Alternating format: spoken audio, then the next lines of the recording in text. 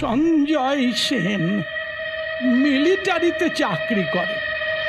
যুদ্ধক্ষেত্রে শত্রুদের সাথে সরাসরি যুদ্ধ করতে গিয়ে অনেকবার মৃত্যুর হাত থেকে বেঁচে ফিরেছে।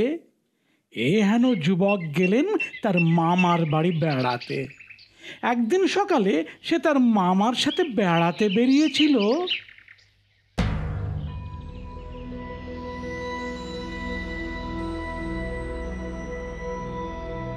মামা, এই বাড়িটা কাদের গো? চৌধুরীদের। কেউ থাকে না? না। কেন? ভুতুড়ে বাড়ি বলে এই বাড়িটার একটা বদনাম আছে।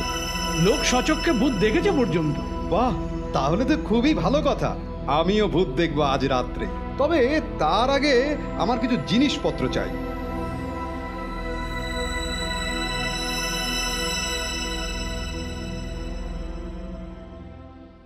না না, ও সর্বনেশে ভূতের বাড়িতে তোকে আমি কিছুতেই যেতে দেব না। এখন যা চাইছি চটপট সেগুলো দাও তো।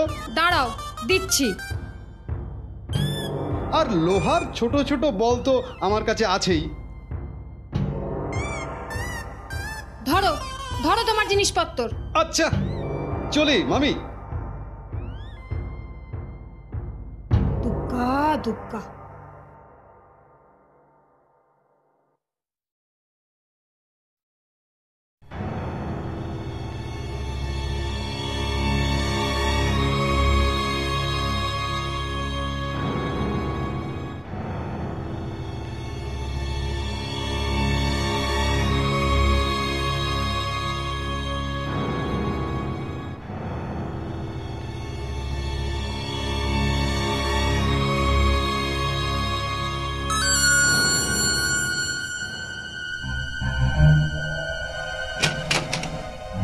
ওরে বাবা রে, এটা কোথা থেকে এলো রে?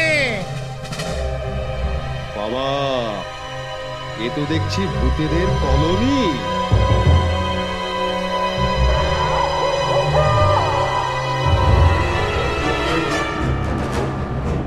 এই তুই কে রে?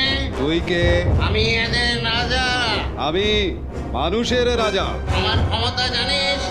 আমি তোকে ছুঁড়ে হিমালয়ে পাঠাতে পারি। আমার ক্ষমতা জানিস? আমি এই লোহার কড়াই চিবিয়ে ধুলো করতে পারি। এই দেখ।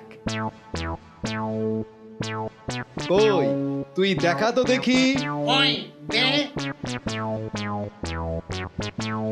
ওরাই চিবোতে চিবোতে তো চিড়ে চেমটা হয়ে গেল, কিন্তু না, ধুলো তো হলো না। তোরা পাথর নিংড়ে রক্ত বের করতে পারবি না, কিন্তু আমি পারবো। এই দেখ।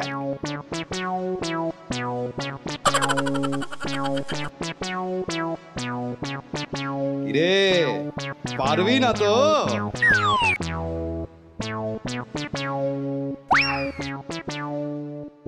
আচ্ছা, তোরা সবাই এই বস্তাটার মধ্যে ঢুকতে পারবি? হ্যাঁ, তা পারবো। কই, দেখা তো দেখি।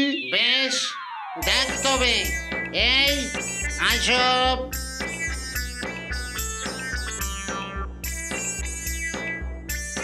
এই, তুই বস্তার মুখ বন্ধ করলি কেন? খোল, খোল বলছি।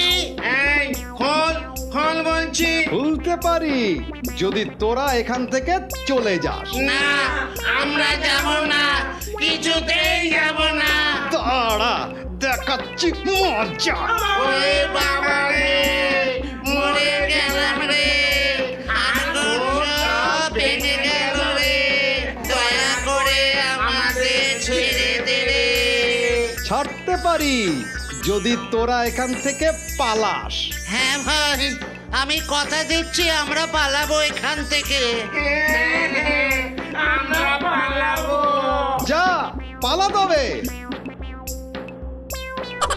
ওরে বাবা রে, বাবা রে, ওরে বাবা। এরপর কোনোদিন ওই বাড়িতে ভূতের উপদ্রব হয়নি। চৌধুরীরাও বহাল তবিয়াতে ওই বাড়িতে বসবাস শুরু করলো। শুধু তাই নয়, ভূত তাড়ানোর পুরস্কার স্বরূপ তারা সঞ্জয়কে 1 লক্ষ টাকা পুরস্কার দিল।